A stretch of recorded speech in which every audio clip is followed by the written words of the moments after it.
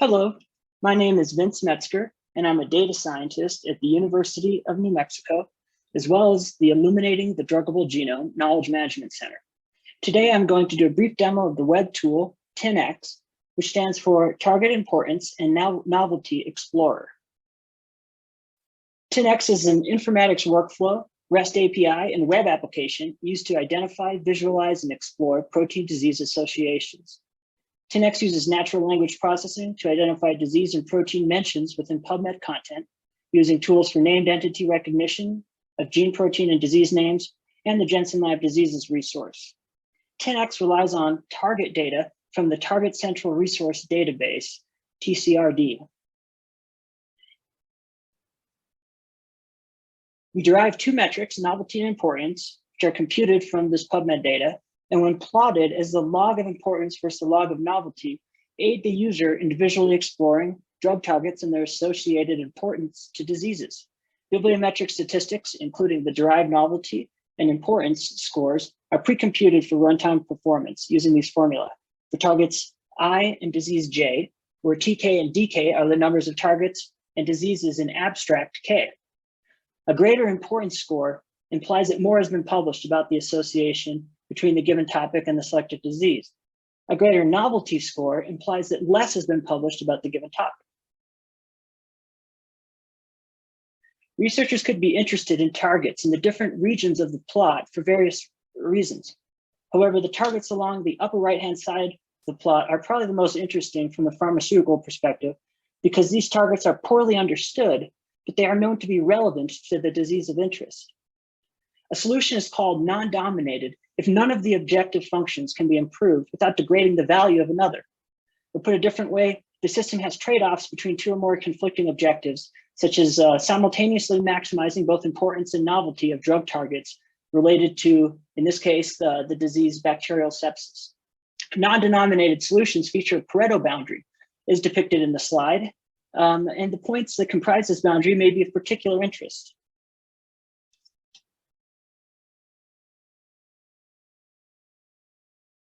Let's visit the 10X web tool in a browser. So here I'm going to go to newdrugtargets.org, and this loads 10X. 10X has two main options for exploring disease target associations. This browse diseases, and there's also browse targets. The application defaults to browse diseases, so we'll begin there. To select a disease, you can use an auto-suggest search here in the upper left corner of the app, or you can navigate through the menus to find the disease of interest. So in this case, we're going to search for Parkinson's disease. The auto-suggest reveals the link for Parkinson's disease. Click on that link, and the plot shows targets associated with Parkinson's disease. Now, notice that it can also be found under disease of anatomical entity, nervous system diseases, central nervous system disease, etc., all the way down here to here we have Parkinson's disease with 4,587 associated targets. And this number next to each disease indicates the number of associated targets. So since we're talking about the number of targets on the plot, you might notice that there's a lot less than 4,000 points on the plot. That's because by default, 10X only plots the most interesting 300 targets when there's thousands or more than 300 associated targets. So in this slider on the upper right-hand corner, we can increase or decrease the number of targets to display in the plot. I'm going to go back to close to where we started, about 300. And I want to point out that the colors of each point indicate the target development level, or the TDL, with TClin, TChem, TBio, and in black, the TDark. Also, the shape of each point indicates the IDG family, which could be GPCRs, olfactory GPCRs, ion channels, kinase, nuclear receptor, or other. Now, the plot results can be filtered based on these TDL and IDG family classifications.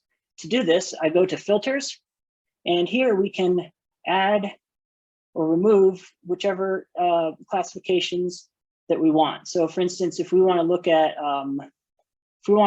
kinases that are that have a TChem TDL, we can do that.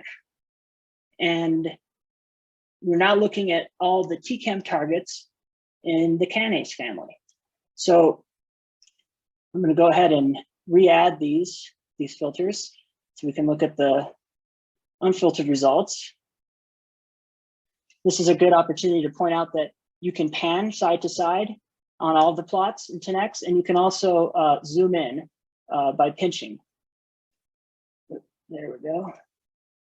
You can zoom out as well. So among these points, a specific target can be located by using the search for a target field.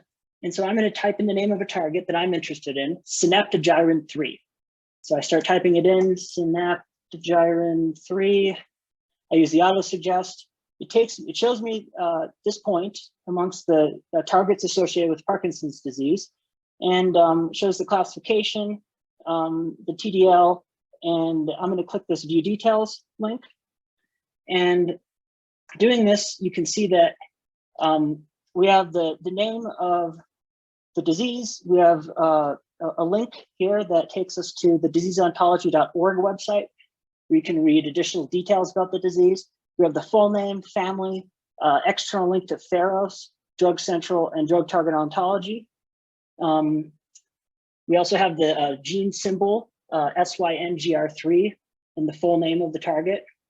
In the PubMed content down here, this forms the basis of the predicted disease target association. So with each publication's abstract and title, you have the option to click on each article, and you can view details, or you can click on a link to view a PubMed article. Each article can be individually assessed to determine its contribution to the disease target association and its relative importance. So I'm going to close this detailed view, and I also want to remind you that if you hover over the data points, you can get a summary view that has some of the same information. Now, I also want to point out that we have a share link that allows you to share this specific target disease association. We also have an export option, which exports all of the points that are in the plot view as a comma-separated value file, which immediately downloads in the user's browser. So next, we're going to examine the Browse Targets feature of 10x.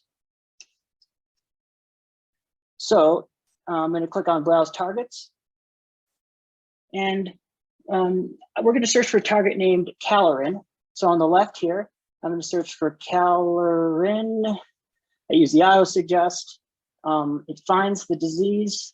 The disease is associated with Calorin. And if I scroll down here, this number to the right, the 617, is the number of diseases associated with Calorin based on 10x's prediction. Just like the Browse Diseases view, there is the ability to increase or decrease the number of points on the plot. We can also, it's also important to point out that the colors of each point indicate the category of disease, which could be an infectious agent, maybe something to do with mental health. At the bottom, there's a legend that indicates what these colors are. And I also want to point out that within these results, we can search for a specific disease. So I'm going to search for a disease called X-linked non-syndromic deafness.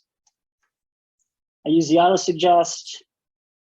I view details, and this detailed view includes a brief description of the disease. You can click here to read more at the drugontology.org website. There are also external links to Pharos and Drug Central. The IDG family is displayed. We also have a list of the PubMed articles. In this case, just a single article responsible for this predicted association. And we can view this article on PubMed by clicking this link, or we can stay on 10x and read the abstract within the application.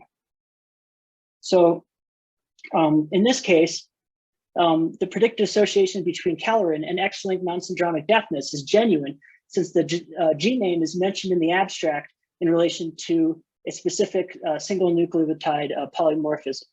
So like the browse disease feature, the browse targets page has the same type of features to share and to export results up here in the upper right-hand corner.